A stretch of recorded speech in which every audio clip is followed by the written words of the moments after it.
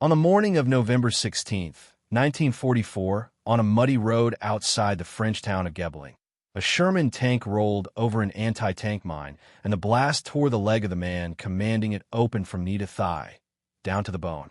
His name was Reuben Rivers. He was a staff sergeant, 26 years old, born in Tecumseh, Oklahoma, the son of a sharecropper, half black and half Cherokee.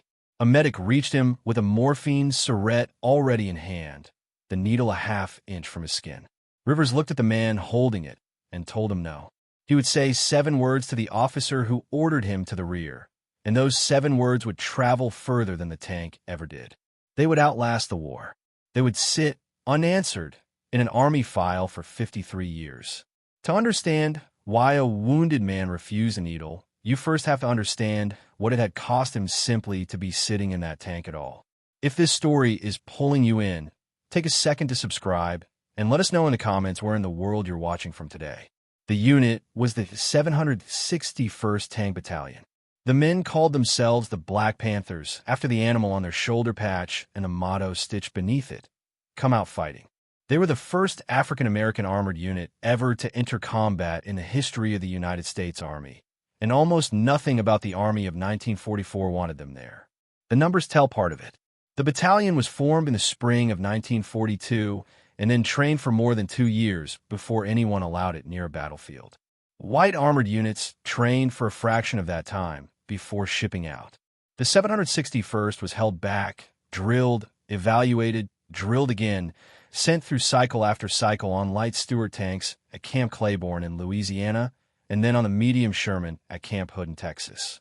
The official explanation shifted from month to month. The real explanation was simpler and was understood by every man in the unit. Army commanders did not believe black soldiers could fight in tanks, and as long as the unit stayed in Texas, no one had to find out. There is a cruel irony buried in that delay. The Army held these men back because it doubted them, and in holding them back, it made them better. 2 years on the Sherman meant that when the 761st finally reached combat, its crews knew their machines with a depth that rushed white replacement units never had. The thing meant to keep them out of the war, turned them into some of the most thoroughly prepared tankers in the European theater. But the waiting was not neutral. It happened inside a system that reminded these men daily where the Army believed they stood. Camp Hood sat in the middle of segregated Texas. The men trained under mostly white officers, lived under Jim Crow rules that followed them off the post and onto every civilian bus and into every nearby town. The threat was not abstract. There were reports, hard to fully substantiate but persistent in the unit's own memory, of shots fired at the train carrying them from Louisiana to Texas, of confrontations with white civilians and white soldiers that never made the official record. To wear the uniform of the United States and to be black in the Deep South in 1943 was to fight one war before you ever saw a German. And it was here at Camp Hood in the summer of 1944 that one of the battalion's own officers collided with that system in a way that would echo for decades, in a way most Americans now know without realizing it began here. On July 6, 1944, a second lieutenant in the 761st boarded a civilian bus on the Camp Hood line. He sat down next to a light-skinned black woman, the wife of a fellow officer, and the driver, assuming the woman was white, ordered him to move to the back. The lieutenant refused.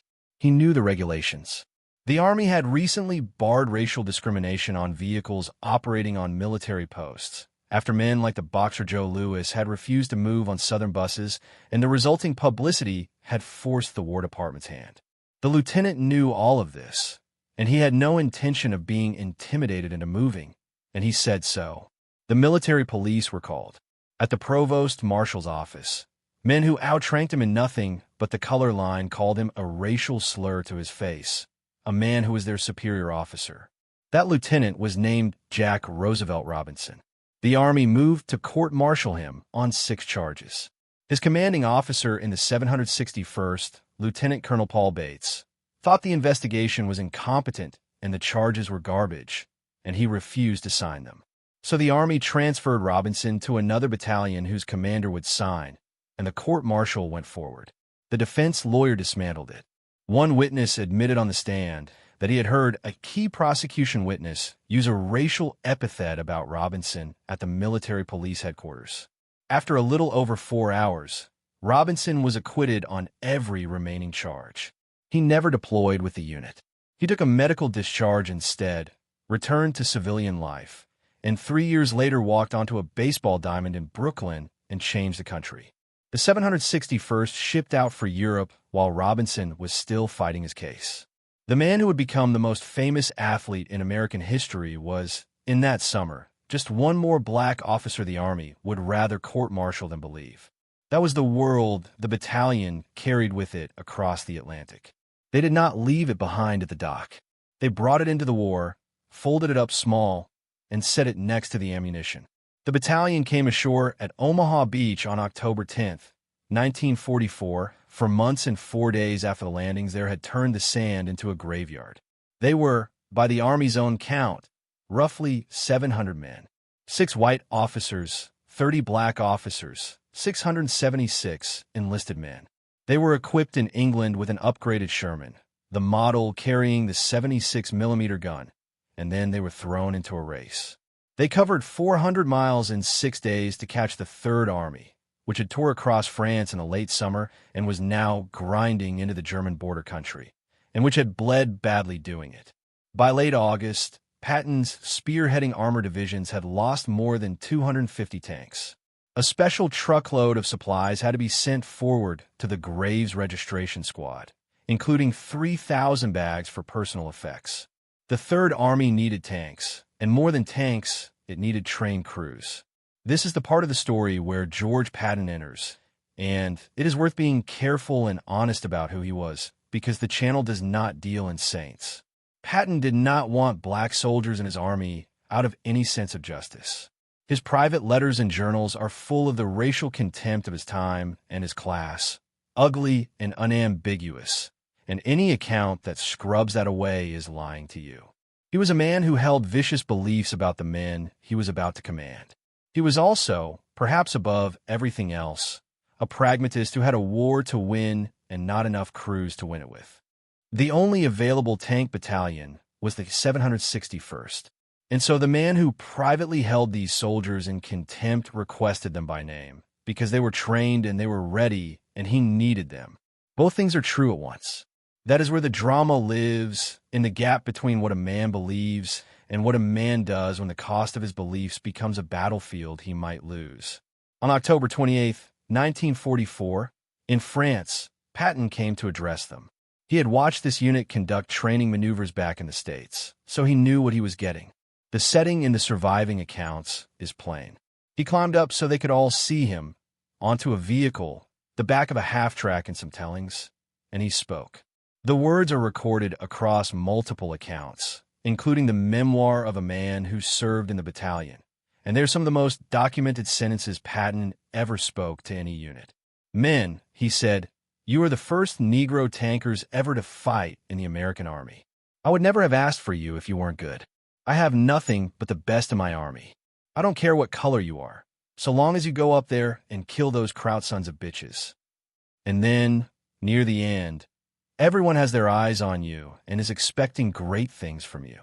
Most of all, your race is looking forward to your success. Don't let them down. Read those words slowly, because they carry the whole contradiction of the moment inside them. There is real respect in them, the respect of a professional soldier for men he has decided are good at the job.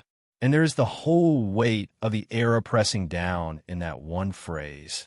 Your race is looking forward to your success. The reminder that these men were not permitted to simply be soldiers. They had to be representatives. A white tanker who failed was a tanker who failed. A black tanker who failed would be used as proof that none of them should have been allowed to try. Every man hearing that speech understood the arithmetic. The standard they were held to was not the standard. It was higher, and it was rigged, and they were expected to clear it anyway, and to be grateful for the chance. They cleared it. That is the thing the record establishes beyond any argument. Their first real combat came in early November, around the towns of Moyenvik and Vic-sur-Seille, in the cold mud and the season's first snow. Attached to the 26th Infantry Division, the 761st went into the line, and after 2 days of savage fighting, Moyenvik and Bazange-la-Petite and Hill, 253 fell. They took Chateau Salins in a 4-hour fight in a snowstorm. Then the 26th Division formed a provisional task force with the 761st as the spearhead, driving north toward Morville under heavy German artillery and mortar fire. The commanding general of the 26th, Major General Willard Paul, would issue a special commendation, writing that he considered the battalion to have entered combat with such conspicuous courage and success as to warrant special recognition. He praised the speed with which they adapted to the front under the worst weather, the gallantry with which they faced some of Germany's finest troops. And it cost them. In November of 1944 alone, the battalion suffered 156 casualties, 24 men killed, 81 wounded, 44 lost to other causes. 14 tanks were knocked out and evacuated, another 20 damaged in combat. The Sherman was a machine that could be built in enormous numbers, which was its great virtue, and it was lethally vulnerable to the German 88mm gun, which was its great curse. The 88 could open a Sherman across half a mile of open ground. The men of the 761st died inside their tanks the same way white tankers did, burned and torn and buried in field a long way from Oklahoma and Mississippi and the cities of the North. They had fought for 2 years just to earn the right to die like everyone else. Now they were earning it. The valor in those weeks was not abstract, and it had names. On November 10th, near Morville, a sergeant named Warren Cressy had his tank shot out from under him. Cressy did not withdraw. He got onto an exposed machine gun and went after the German anti-tank crews and artillery observers who had been calling fire down on his company, neutralizing positions while utterly disregarding his own safety, an act that would earn him a battlefield commission and a reputation that followed him for the rest of the war. The men of the battalion took to calling him the baddest man in the 761st. He was the kind of soldier who made the Army's 2 years of doubt look exactly as foolish as it was. Which brings us back to the road outside Gebling, and to Staff Sergeant Reuben Rivers, and to the morning of November 16th. Rivers was already, by then, the kind of soldier the rest of the battalion told stories about.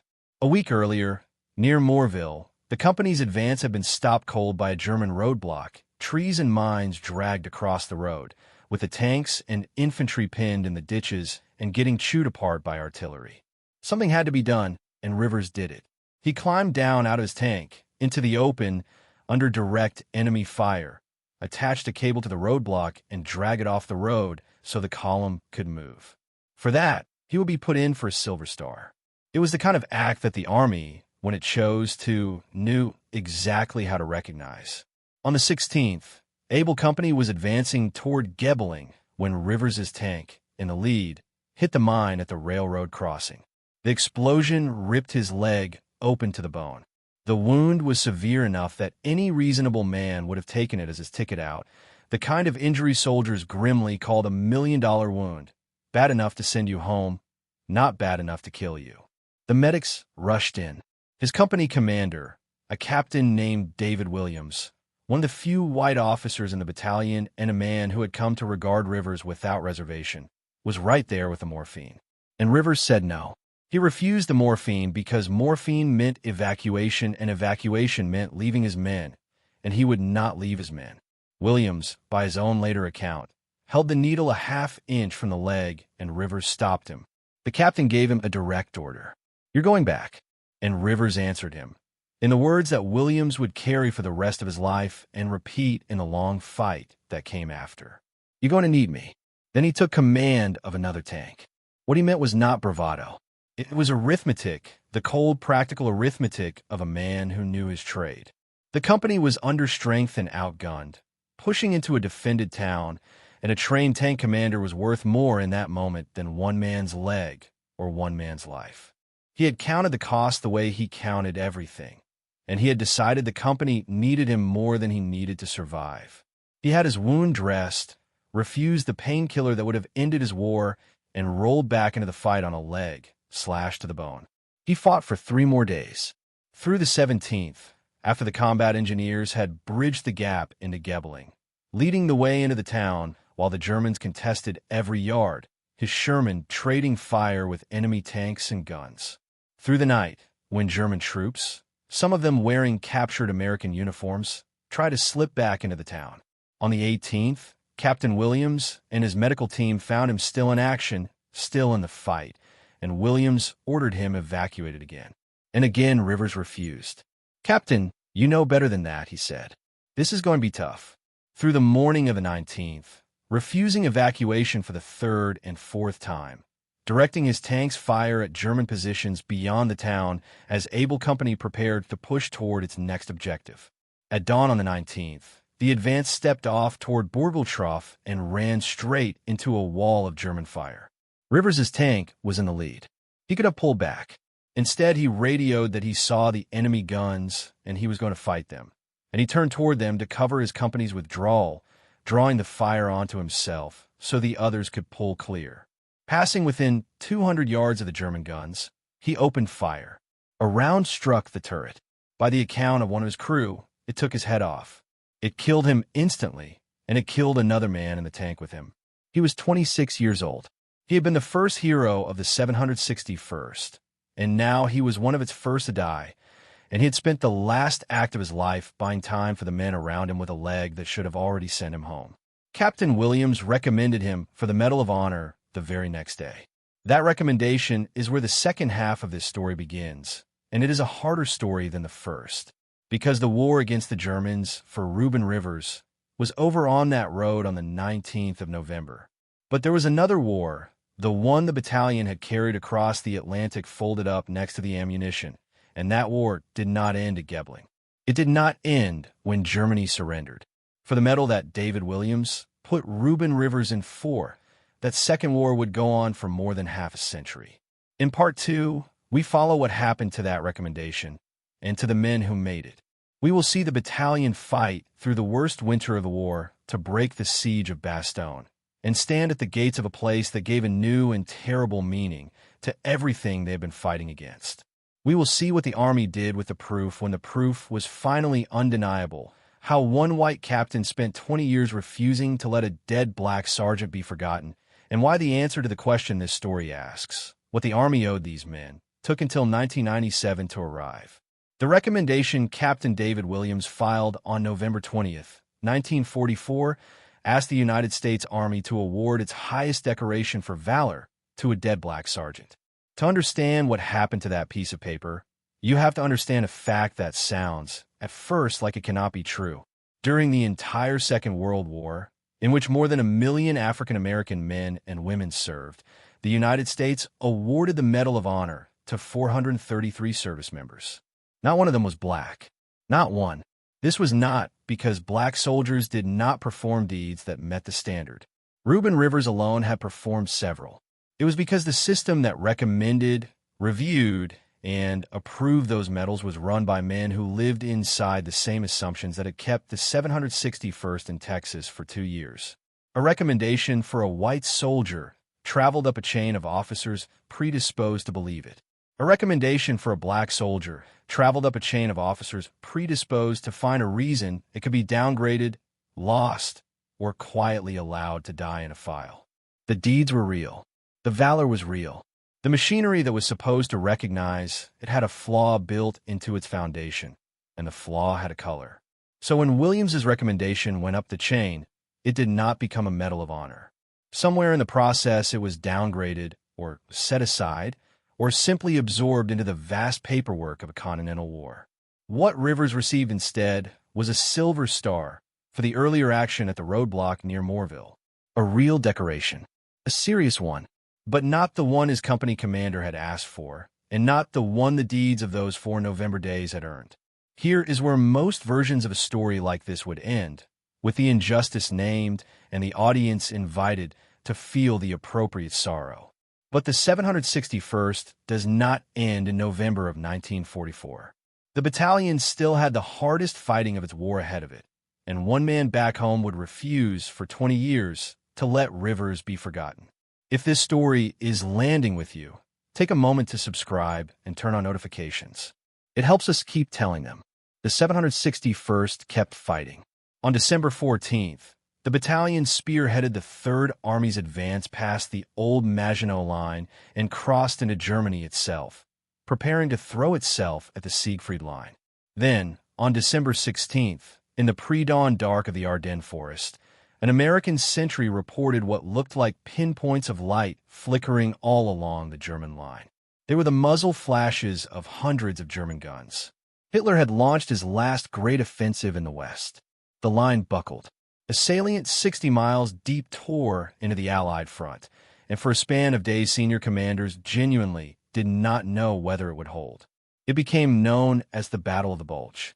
Eisenhower ordered Patton to break off his attack in the Saar, turn his army 90 degrees north in the dead of winter, and drive to relieve the besieged crossroads town of Bastogne. The 761st went with him. By this point, the battalion was worn down to a handful of working tanks and badly needed replacements, and many of the new men sent to fill the ranks were untrained or cast-offs other units had not wanted. The Panthers were given a few days to absorb them and then thrown back into the line. Their objective in early January was a town called Tillet in Belgium, about a dozen miles west of Bastogne, defended by German tanks and the troops of an elite formation, the Führerbegleiter Brigade. Other American units had tried to take Tillet and been thrown back. The 761st went at it for the better part of a week in the snow. The fighting reached its peak on January 9th, when Captain Charles Gates, a man his soldiers called Pop, led 10 Shermans of C Company against a height outside Tillet held by German armor, anti-tank guns, and infantry. It was a meat grinder. One tank, commanded by Sergeant Theodore Windsor, was knocked out near the start of the fight. Windsor climbed out, crossed to another tank commanded by Sergeant William McBurney, and climbed in. McBurney's crew found a gap in the German line and drove straight through it, deep behind the enemy positions, tearing up everything they could reach until their tank, too, was finally knocked out. Windsor and McBurney and their driver then walked 3 miles back through the snow to American lines. Captain Gates lost his own tank in the same battle and kept fighting on foot, finding a radio man so he could keep directing his remaining crews. By one account, the assault on Tillet was made with 11 tanks and only 2 survived it. But Tillet fell. The town that had beaten back everyone sent against it fell to the Black Panthers. In that fighting around Bastogne, there is a single exchange that captures the whole strange position these men occupied, and it is documented. A captured German prisoner, seeing black men in American uniform, was baffled. He asked one of the tankers, a sergeant named Johnny Holmes, in English, "What are you doing here? This is a white man's war." Holmes offered the German a cigarette and answered him, "You ain't got no black or white when you're over here and the nation is in trouble. You only got Americans." A black sergeant in a segregated army, fighting a war for a country that made him ride at the back of the bus, explaining the meaning of American to a captured soldier of the master race. He had earned the right to that answer with every mile of frozen road behind him. The operations of the 761st and the Bulge helped cut the German lines at several points and helped keep the enemy from resupplying the forces pressing on Bastogne. Lieutenant Colonel Bates, the same commander who had refused to sign Jackie Robinson's court-martial, had been wounded on the battalion's very first day of combat back in November. He had promised his men he would come back. On January 17th, he kept the promise and resumed command. The battalion he returned to had changed. Many of the men he had trained at Camp Claiborne and Camp Hood were gone, some dead, many wounded.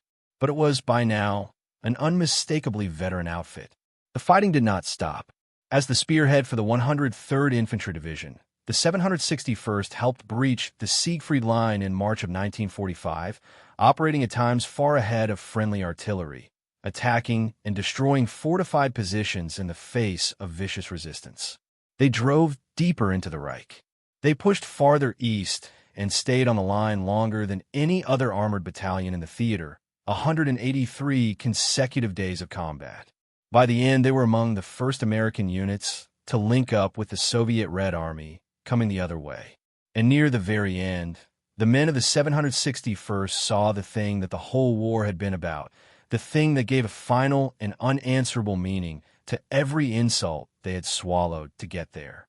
In early May of 1945, alongside another division, elements of the battalion helped liberate the Gunskirchen camp in Austria, a subcamp of the Mauthausen system.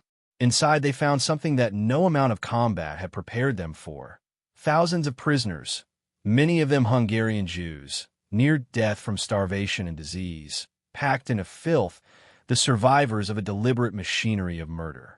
These were black soldiers from a country that treated them as second-class citizens, who had been called slurs by men they outranked, who had been told this was a white man's war. And they walked into a place built on the idea that some categories of human being existed outside the protection of any law at all, and they were the ones opening the gates. Whatever the United States Army believed about the men of the 761st, those men understood, standing at Gunskirchen, exactly what they had been fighting and exactly why it had mattered that they fight it. The war in Europe ended on May 8, 1945. The 761st was deactivated in Germany the following year, and the men went home, most of them, to a country that had no parade waiting for them. They came back to the same segregated America they had left. The uniform that had carried them across Europe and into a concentration camp meant nothing on a bus in their hometown. They had liberated the survivors of genocide, and they could not, many of them, get served at a lunch counter. But the record did not disappear, and one man refused to let the most important part of it stay buried. David Williams went home from a war and did not let go of it. He had held the morphine a half-inch from Reuben Rivers' leg. He had heard the man say, "You're going to need me," and then watch him make good on it for 3 more days until a German shell took his life on the road. He was refusing to leave. Williams had recommended him for the Medal of Honor and watched that recommendation come to nothing, and he understood exactly why it had come to nothing, and he decided he was not going to accept it. For roughly 20 years, Williams fought the Army bureaucracy over the medal. He wrote letters. He pushed the paperwork. He pressed the case to anyone who might move it forward. He was, in the language of his own era, a white man spending his time and his credibility on behalf of a dead black enlisted man whose family had no power to force the issue and whose country had already decided, structurally, that men like him did not receive this particular honor. There was nothing in it for Williams. Rivers was gone. The war was over. The easy thing, the thing the entire weight of the institution invited him to do, was to let it pass, to tell himself he had done his part by filing the original recommendation, to move on. Williams did not move on. He had been ordered, in effect, by his own conscience to see that the record was complete, and he spent 2 decades trying to make it so. And for 2 decades, he failed. The medal did not come.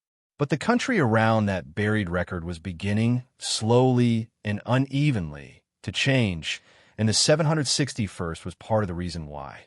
The battalion's combat record had become a problem for the people who insisted black soldiers could not fight.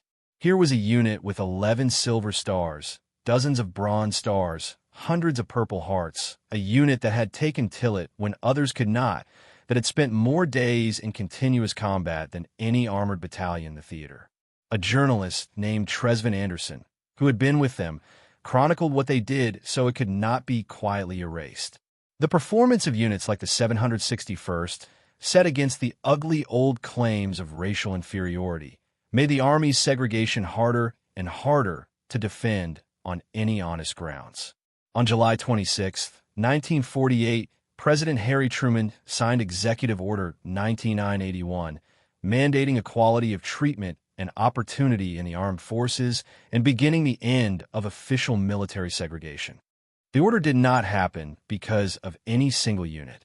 It came out of a long civil rights struggle, a presidential commission, and hard political calculation.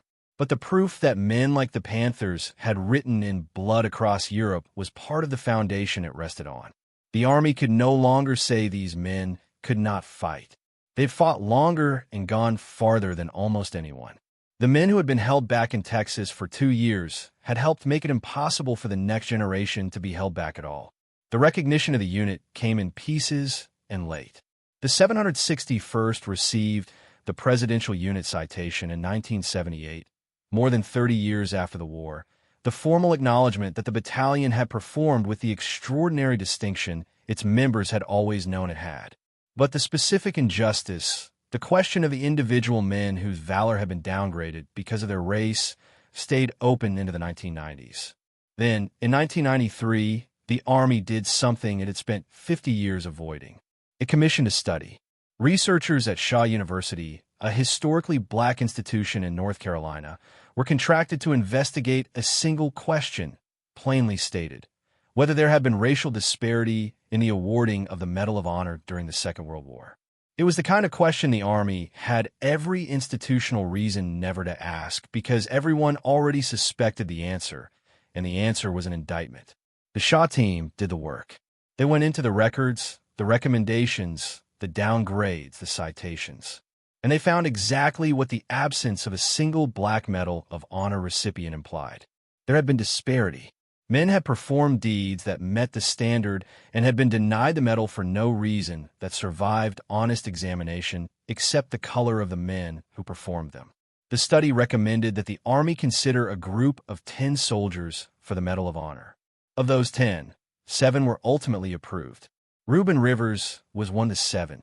The thing David Williams had been fighting for since 1944, the thing he had spent 20 of his own years pushing against a wall that would not move, was finally moving, carried now not by one stubborn captain, but by the slow turning of a country willing at last to look at its own record honestly. On January 13th, 1997, 53 years after a German shell killed him on a road outside Gebling, Staff Sergeant Reuben Rivers was awarded the Medal of Honor. Rivers himself had been dead for more than half a century. His sister, Grace Woodfork, accepted the medal on his behalf from the President of the United States. The citation laid out the 4 days in November in the formal, exact language of the award: the mine at the railroad crossing, the leg slashed to the bone, the refusal of morphine, the refusal of evacuation, the taking command of another tank, the advance into Gebling, the days of continued fire against enemy positions, and the final dawn when Company A's tanks were stopped by enemy fire and Rivers turned toward the guns. 7 men received the Medal of Honor that day for their service in the Second World War. Only one of the 7 was still alive to feel the weight of it placed around his own neck. The other 6, like Rivers, had been waiting in the records for half a century, their valor complete the entire time, the only thing missing the willingness of the institution to say so. Now, the harder truth, because the channel does not deal in clean endings any more than it deals in saints. The medal did not undo what was done. It did not give Reuben Rivers back the 53 years, or the leg, or the life he spent on a French road at 26.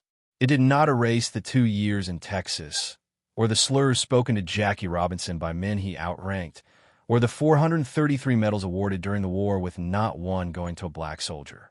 Justice that arrives 53 years late is not the same thing as justice. It is something more complicated, an acknowledgement that the wrong was real, delivered to a sister standing in for a brother who never knew it would come. The men who downgraded the original recommendation were never named, never answered for it, mostly died in good standing with full careers behind them. The machinery that failed Rivers in 1944 failed thousands of others whose names were never studied, never recommended, never corrected, and whose valor remains in the unexamined files to this day. But something did happen in 1997 that had not been possible in 1944, and it is worth being precise about what it was. The record was completed. The deed was finally matched to the recognition it had always merited. And the reason it could be completed at all is that the deed had been documented in real time by a company commander who saw it happen and wrote it down and then refused for 20 years to let the writing be forgotten. David Williams could not force the Army to act in 1944.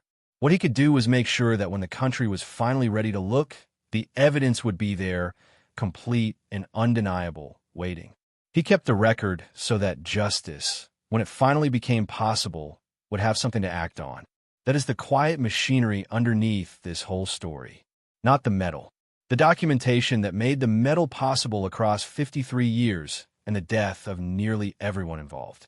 Think back to the autumn in France in October of 1944, and to Patton standing up so the men of the 761st could see him, telling them that everyone had their eyes on them and expected great things, that their race was looking forward to their success, that they must not let anyone down. Sit with the contradiction in those words, because the contradiction is the point. Here was a man who privately held these soldiers in contempt, telling them, accurately, that they would be held to a higher standard than white soldiers and judged more harshly if they fell short. He was describing the injustice even as he stood inside it and benefited from their willingness to fight anyway. He was not wrong about the standard. It was rigged. They were expected to be twice as good to be counted half as much. And they were twice as good. That is the part the rigged standard never accounted for. The men of the 761st fought 183 consecutive days. They took the towns the Germans swore they would hold. They broke the height outside Tillet that had stopped everyone else. They cut the roads that were strangling Bastogne. They breached the Siegfried Line. They opened the gates at Gunskirchen. They were among the first to reach the Soviets at the war's end. Warren Cressy fought on exposed machine gun after losing his tank. William McBurney drove a borrowed Sherman straight through the German line. Johnny Holmes told a captured Nazi what an American was. Reuben Rivers, on the road outside Gebling, refused the needle 4 times and turned his tank toward the guns. They met the impossible standard and then kept going because the alternative was to hand the doubters their proof, and these men had decided, every one of them, that they would die before they did that. Patton told them not to let anyone down. They didn't. The institution that doubted them, that held them in Texas, that court-martialed Jackie Robinson, that downgraded Reuben Rivers' recommendation and let it sit for 53 years, that institution was the thing that fell short. Not the men. The men clear the bar. It was the country that took half a century to admit the bar had been there at all. So when this story asks what the Army owed these men, the honest answer is that it owed them recognition it was unwilling to give while it could still have meant something to the men themselves, and that it paid the debt, partially, late, and only after a study forced it to look at its own record. The medal that hung around no living neck, that was accepted by a sister for a brother 53 years gone, is both a triumph and an indictment, and it is dishonest to pretend it is only the first. But remember what Reuben Rivers said when the morphine was a half-inch from his skin. You're going to need me. He was right. His company needed him on the road to Gebling, and they got him for 3 more days at the cost of everything. And in a longer sense, the country needed him too, needed the undeniable record of what he did, so that 53 years later it could hold the proof in its hands and finally say what should have been said in 1944. He was needed. He knew it. He stayed. Remember the 761st. Remember that they were held back for 2 years by men who doubted them, and that the doubt made them deadly. Remember that they were told they represented an entire people every time they rolled forward, and that they carried that weight 183 days without setting it down. Remember Reuben Rivers turning his tank toward the German guns at dawn so the men behind him could live.